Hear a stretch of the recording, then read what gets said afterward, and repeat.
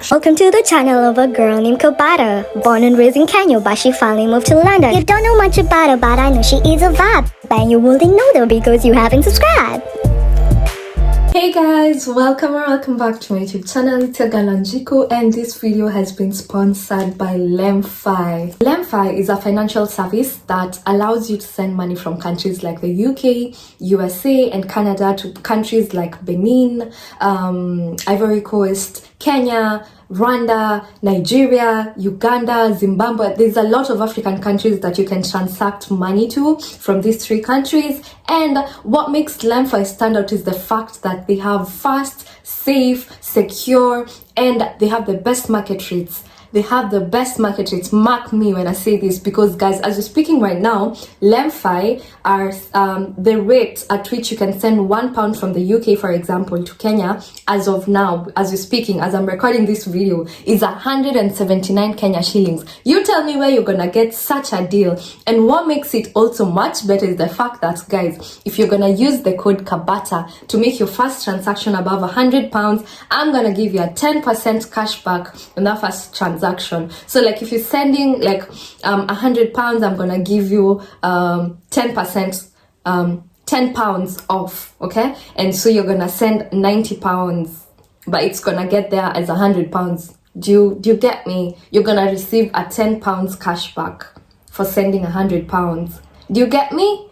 Do you get me? So guys, I'm helping you save those coins. I'm helping you when you're buying that shamba back at home, when you're buying that plot of land, that car, when you want to save for your holidays. You can even save money on the wallet. So guys, please go check out Lemfi app. The link is on my bio where you can get to download the app. And please, when you're making your first transaction, don't forget to use the code Kabata, okay? Or else you're gonna be missing out. Anyway guys, let's get to the video. So what are the things I wish I knew when I was coming to the UK? Point number one is you will take time to adjust to the culture here. So by this I mean, for example, the transport culture, how they call things. At times your pronunciation or how you call some things is different from how they call some things. So at times you might be, they might be hanging, or they might just not understand you when you're trying to refer to a certain thing because they call it differently, especially if you're so used to calling things in the American way. Yeah. The healthcare system, for example, when you get here, you just don't walk into any hospital. You have to go register to your GP. So there's like a local surgery where, like, whenever you're sick, you just don't walk into like the hospital near you. You have to go to the GP. You just can't go to like a main hospital before your GP either refers you, unless it's an emergency where you have to go in with an ambulance. And other things are like shopping. You might take time to adjust to like how like things are placed here, what you find where, like for me, I took time before I was very confident to go shopping myself. Like, the culture of like pay for yourself, especially if you're from Africa. Transport system, I was such a coward when it came to like, I felt like I'll get lost. Till now, I'm not really that confident, but I know I will get lost until we find where we're going, Yeah, but eventually it becomes easier. So don't feel like you're a failure. Don't feel like, you are not worth it because, you're not doing things their way. Whatever you choose to assimilate to, that's fine. Whatever you choose not to, that's totally fine. Okay, so don't feel bad about it. It's gonna be normal, and everyone feels this whenever they come here, especially if you're coming from Africa. You will have culture shock, and that's totally fine. We always say you'll have culture shock. I know there's culture shock until you experience it. Now is when it's gonna like hit you. The reality is gonna hit you, and you're gonna feel alone, like, especially if you don't have people to guide you, especially if you're coming alone, you are gonna have a hard time settling down, but it's fine. Eventually you're gonna get used to it, and that's okay. Point number two is you are gonna feel lonely. Trust you me, especially if you're here alone or with your partner. You're gonna start craving for like the social, wanting to be around other people, especially if you're from a country where the rest of your family is. Because like, for example, for me, like over the weekends, at times I just go see my family. Now I have to book a flight to go back home. It's totally fine to have that phase where you're gonna feel so lonely to a point that you even want to go back home. You're gonna get homesick. And that's on facts, and we can bet on that. You're gonna be homesick. Okay, and even though like you have someone else here, for example, for me, I came to join my partner. Yes, I'm with my partner, but I'm still craving for, my friends. I'm still, you still want to see other people as much as like you used to being with that one person that you really value. But there's no way you can live like without socializing with other people. It's not even healthy. So one of the reasons actually that made me even want to start working, I never thought I'd ever wanna, work. But one of the reasons why I had to get out of this house, nobody told me, nobody forced me. I was told, you stay for as long as you want, take your time, adjust until you feel like you want to start working, is when you're gonna start working. But I started craving to go work a month after. That's because I wanted to like interact with other people, and that's a thing. So especially if making friends here is very hard also, so like you are gonna feel lonely, you're gonna have a phase where you're gonna want to go back home and stuff like that, but it's totally fine. You're not the only one. What I'd recommend for this is reach out to other people, by the way. Make friends with other Kenyans here, like with people from your country, you can always make friends. Join these Facebook groups that organize like Kenyan events and all that. You can always like attend these socializing events and stuff like that. And please don't lock yourself in, because depression is real here. Which leads me to the third point. In this country, the weather affects the moods. So like during winter, you'll find that people are usually very low, very gloomy. But during summer, you will see a totally different, like, UK. You're gonna see like Britons, like in a vibe, the same people who aren't like smiling at you during winter, the same people who aren't like saying hi to you, are the same people who are gonna be like out and about, like initiating conversations. They look all happy and stuff like that.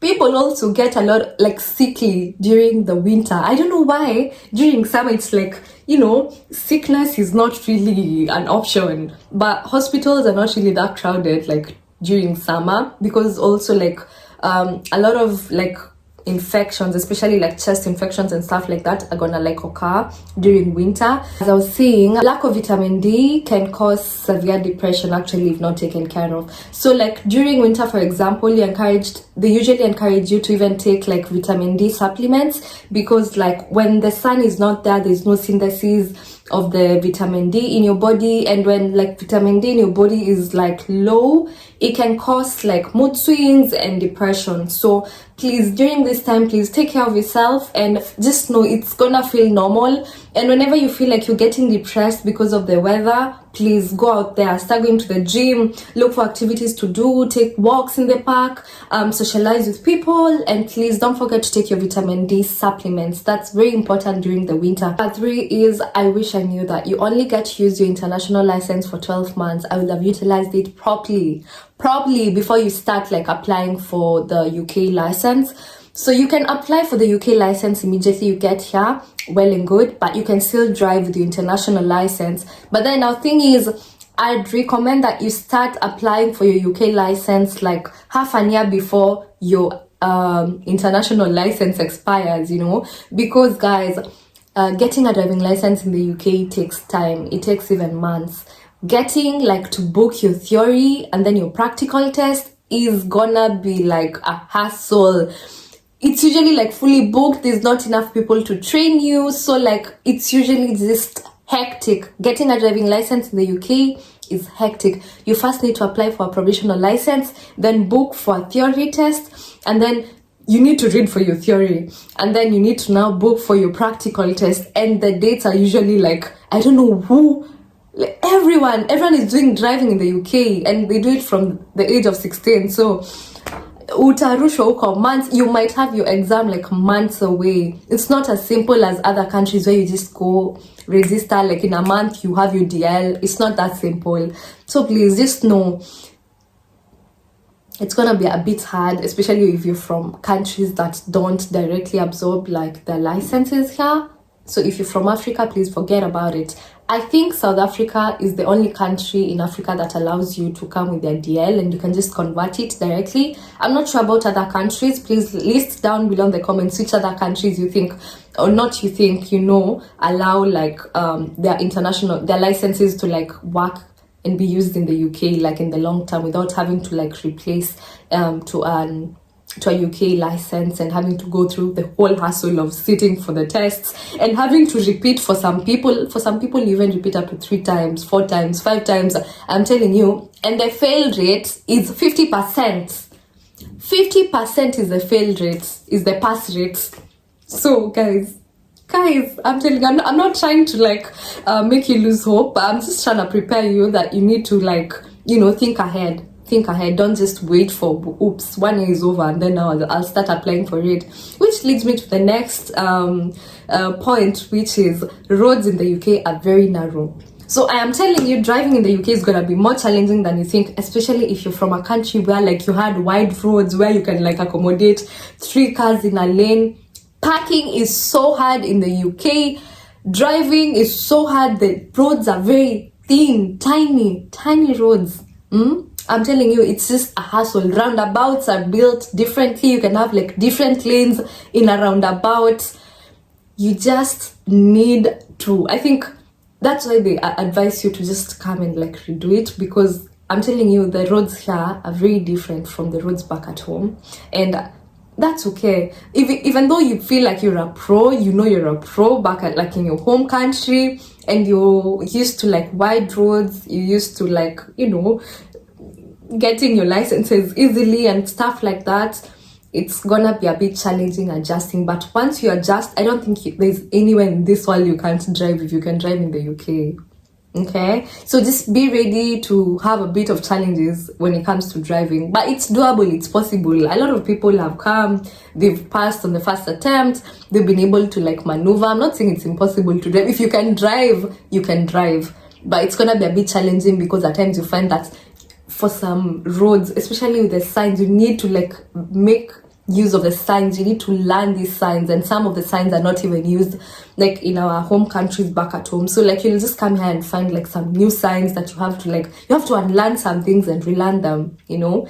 Yeah, so the system here is quite different, but it's totally okay to struggle through it, and you're gonna come out of that other side victorious, you know. Yeah, and that's the goal. So don't feel bad, don't feel, you know, discouraged when you go through these challenges. We are all together in this. Next point, which is very important, is the fact that your taste buds are gonna take time to adjust. That's totally okay. At first, when you come to the UK, you think that you will never survive eating like British food, especially if you're coming from Africa, where like the taste of food is totally different. When you're raised eating a certain type of food, adjusting to something that is totally different is gonna be like very challenging. But what I recommend for someone who's like transitioning here is make sure you carry spices when you're coming here. Make sure you know, you have an open mind, and you can find food that is African in the Afro-Asian shops. It depends. West African countries have more food here as compared to East African countries, but you're gonna find a few things here and there not tasting exactly like what you'd find back at home. But if you go to these Afro-Asian shops, or you go to these halal shops, especially for meat, I'm saying meat because the meat is very important. It tastes totally different. Personally, I've never been able to adjust to British meat, but I always eat halal, which tastes just like Kenyan meat. So just find like a place where you can get halal meat and buy in these Afro-Asian shops, so that you can at least, you know, settle in properly. With time, you'll just find that your taste buds will start, you know, having no option, and they will start getting used to these foods, especially the water. The water here is very salty.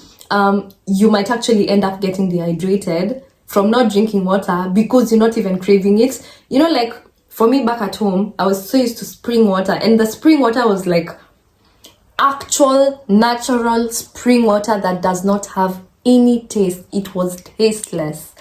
When I came here, I'm telling you, I had a hard time adjusting. Right now I drink tap water. I buy bottled water, but I can drink tap water as well. So you will adjust eventually. Don't start packing the next day wanting to go back home. You will adjust, but please make sure you can carry at least 2 kilograms of sausages in that bag of yours, because for the sausages, I don't think I'm gonna ever eat them until I go back to Kenya. So anyway, thing is, facts on facts, you're gonna take time for your taste buds to adjust, and it's totally fine, and you'll get used to it eventually. Next point, which really is very personal for me, is the fact that houses here are very different from like the building setup in a lot of countries. So houses here are more or less more traditional, and they're very tiny. British houses, UK houses are so small. My goodness, they are so small. You wanna go back, you wanna carry your house from back in Africa and bring it here. That's what I was feeling, because I honestly don't know how, like, if you've experienced living like in an open house where like the layout is like open and stuff like that, that's not gonna be the case here. But there's modern houses that are actually like coming up, and they're also there. But for a lot of houses, they have the traditional setup. The layout is traditional. Open houses are not really common, but they are there. And actually right now I think they are shifting to that. But you better do your house hunting properly. But the open houses also, like the ones with the open layout, are more expensive, of course.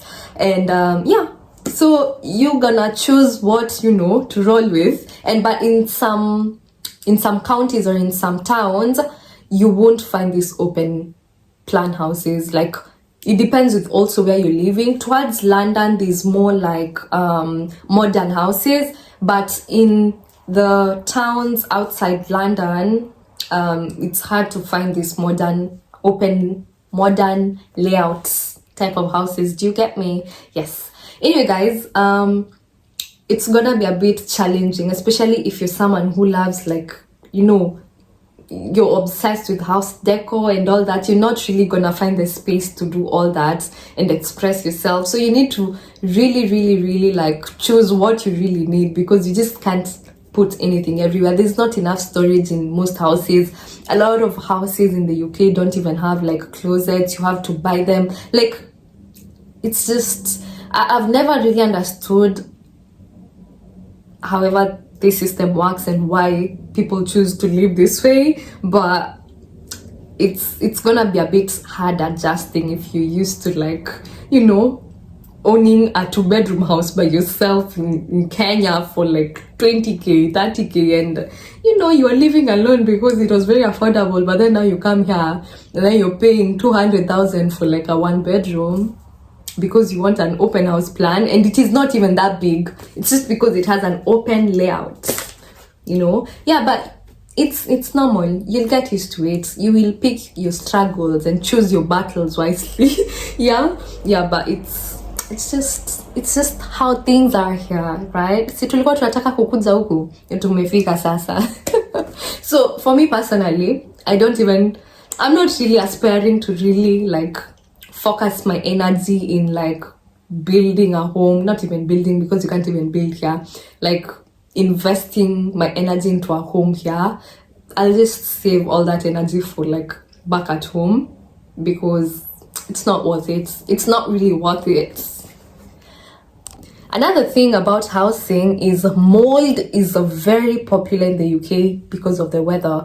So you will always find kuna kale tu kanajaribu kukuja. So however clean you are, you might find that you're living in a place where like it's prone to like getting mold. However, like you try to like open the windows, because there's no AC in the UK. That's something else. So it's the biggest contributors to why there's like mold in homes. However clean you can be, like you have to keep on like making sure that you are taking all the preventive measures just to make sure that it doesn't grow. That one mold doesn't grow, because how they spread. Last but not least point is the cost of living in the UK is absurd. I wish I knew this, like, in reality. I knew it theoretically, but until you experience it is when like it hits you, because we thought we were escaping like life back at home, back in like whatever country you're coming from, and you thought it is bad. Come to the UK is when you will know what cost of living means, and especially if you're living near London, it's just gonna be, you have to brace yourself and just be very wise with your financial decisions, because it is a very expensive. I'm telling you, in the UK, if you don't like take care, you can be living from hand to mouth. Like, you can be living from paycheck to paycheck and like not save anything, because life can be very expensive. Let's start with the tax. Tax is very high. Like, everything is taxed here. It's just you pay for everything. You pay for everything. You need the money for everything. It's only oxygen that we don't pay for here. But I'm exaggerating, of course, but it's very expensive to live here. Number one, housing is very expensive, especially if you're living like near London. So the farther you are from London, the better it is for you. Hey, nimesema better, guys. UK sasa. It's better for you if you're living outside, like uko mbali na London, you know. Yeah, because England is a bit more expensive than other countries like Scotland, Wales, and North Ireland. So if you have the option to live there, please go live there. You're gonna save more money than people living near London. Something else is,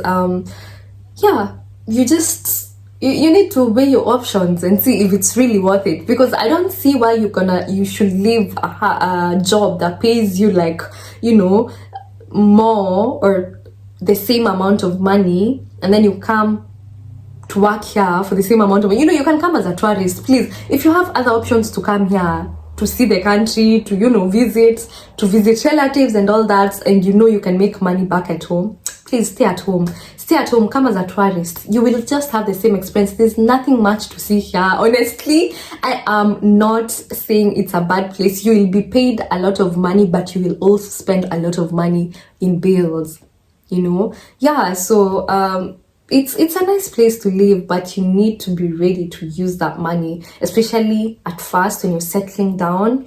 With time, you get to learn the tricks here and there and how to like save money, but it's gonna be a challenge. So this is something you need to know and be prepared for, you know. And you need to ask for, you know, guidance, especially if you know like people who are already there before you. They will be the best people to like help you, you know how to like save money. Because when you start by spending, you know, there's like all brands here. If you want to go buy all the original like Gucci, Nike, and all those brands, Zico, they're there. So please, it is a very tempting place to live in. It's a very expensive place to live in. So you need to be wise. And these are things you need to know before you come here, because you don't realize it until it happens. There are people who've come as immigrants and they've become homeless and stuff like that, and they're struggling even worse than they were back at home, you know. So don't feel like you're running from your problems. You're just coming to create more problems, except you can manage them, you can pay for them, you know. Yeah, so come with a plan, come knowing what you're gonna do, when, how, and you know, yeah, things are gonna be okay for you. With time, as I said, you are gonna like adjust into the system. You're gonna know like how to claim for some benefits and stuff like that, you know. Yeah, so that's it for this video, guys. I hope you did enjoy it. Please give this video a thumbs up, and please don't forget to subscribe to my channel if you haven't. Don't forget, download the Lemfi app today, and please save yourself some coins by using this amazing app to send money back to Africa from the UK, Canada, and the USA. I'll see you on the next one, guys. Bye.